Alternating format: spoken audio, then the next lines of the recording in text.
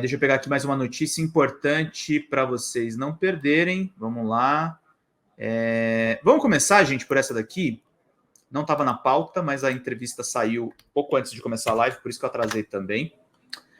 Eu dei uma entrevista, tá, gente, lá para o site Higiene Brasil. Para quem não conhece, o Higiene Brasil é uma marca americana e o site deles no Brasil é o maior do Brasil, o segundo maior higiene do mundo e é o maior site de games, de notícias de games da América Latina, tá, gente? E eu dei uma entrevista para eles falando sobre o marco legal dos games e como a infiltração das apostas podem tirar de milhões até bilhões de dinheiro, de bilhões de verbas de pagamento de impostos do governo Lula, gente. Então, estou trazendo essa informação aqui que é muito importante para vocês, por isso merece, claro, o superchat de vocês. Se der qualquer crepe aqui na conexão, me avisem, mas acho que aparentemente está tudo normal. Vamos lá. Reportagem assinada pela Maria Eduarda Cury.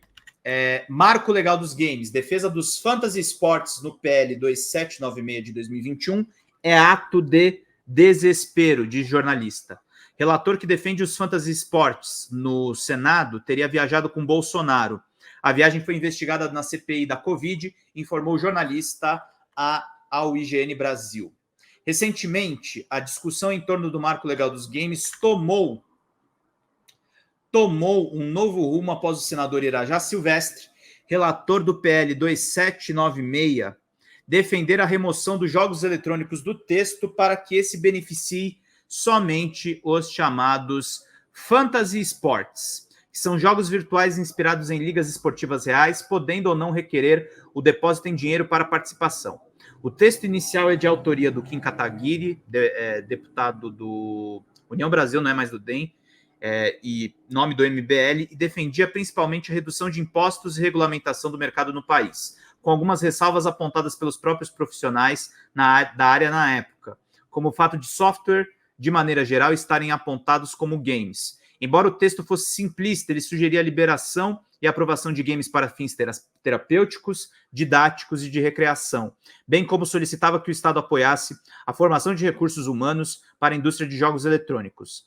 A adição dos chamados jogos de fantasia, termo que não diz respeito a jogos de ficção de forma geral, da maneira como foi separada de jogos eletrônicos, veio somente após a Associação Brasileira de Fantasy Sports, a BFS, tomar a frente do PL. Em fevereiro desse ano, o presidente da associação, Rafael Marcondes, destrinchou as diferenças de ambos os gêneros de games numa entrevista em questão. O profissional focou em explicar a importância dos fantasy sports e seu crescimento no Brasil, ainda que não tenha sido o foco inicial do PL. Embora a BFS tente se distanciar dos jogos de azar, por definição, ao explicar que a categoria não depende exclusivamente de sorte, os fantasy games ou esportes estão presentes em famosos sites de apostas esportivas, como o popular Bet365. Existe ainda a errônea relação do tema com os esportes eletrônicos. Criou-se um falso discurso de que as modalidades dependem da habilidade do jogador para distanciar o assunto das apostas, sem levar em conta que o retorno positivo ainda depende exclusivamente de uma boa atuação do time escalado ou de uma jogada específica, por exemplo. Obrigado, minha querida Dora Soares, é isso aí. Em seu site oficial, a BFS destaca que os fantasy sports geram o ganho ou a perda de pontos a partir de estatísticas apuradas do jogo real, sem mencionar o depósito em dinheiro necessário para a jogabilidade na grande maioria desses aplicativos, como o próprio Rei do Pitaco, que tem ligação direta com os membros da diretoria da associação. Além disso, a descrição oficial também cita o mercado de esportes eletrônicos e videogames importantes, impulsionadores dos fantasy sports, mencionando a Riot Games e seus torneios de League of Legends nos destaques, mesmo que a desenvolvedora seja amplamente reconhecida por recusar qualquer relação de seus jogadores e times franqueados com apostas esportivas. Vamos acompanhar aqui para todo mundo ficar por dentro de tudo. O IGN Brasil conversou com Pedro Zambarda, jornalista de política nos sites Drops de Jogos e Folha Democrata e parte da organização da Rede Progressista de Games, a RPG, que acompanhou as recentes sessões de debate em torno do PL. Ele afirmou que o senador Irajá, responsável pela transição de foco que o texto sofreu, viajou com Danilo Trento e Flávio Bolsonaro para conhecer cassinos em Las Vegas, nos Estados Unidos, em janeiro de 2020, pouco antes do boom das casas de apostas esportivas durante a pandemia. Para quem não se lembra, Trento é um empresário que esteve envolvido em uma investigação de empresa farmacêutica pela CPI da Covid por venda de vacinas 90% mais caras. Ele também trouxe, gente, isso é uma informação minha, ele trouxe a tal da vacina indiana, que era uma picaretagem assim, fora do comum. Fala, Kátia Vitória, obrigado, querida, aqui a todo mundo que está nos acompanhando. Faltam agora, gente, só 38 pilas. Se vocês puderem ajudar, agradeço muito a todo mundo que está pingando aqui conosco. E divulguem a live, vamos aqui conversar com vocês. A Kátia mandou uma perinha super fofa aqui pra gente, e a gente vai se manter aqui bem informados, meus queridos e minhas queridas. Vamos lá. Além disso, os três teriam se encontrado com Sheldon Adelson, que chegou a financiar com o falecido Sheldon Adelson, que chegou a financiar a campanha política de Donald Trump e é conhecido como magnata dos cassinos. A relação entre Bolsonaro e Trento esteve sob investigação na CPI da Covid, mas o processo investigatório não pôde ser concluído na época pela recusa de Trento em falar sobre o assunto. Também questionei o Irajá sobre o que ele fez lá e o senador nunca me esclareceu, afirmou o Zambada. Tem documento, tá, gente, dessa viagem e ela existiu, tá? Ele não comentar não significa que é eu acusando.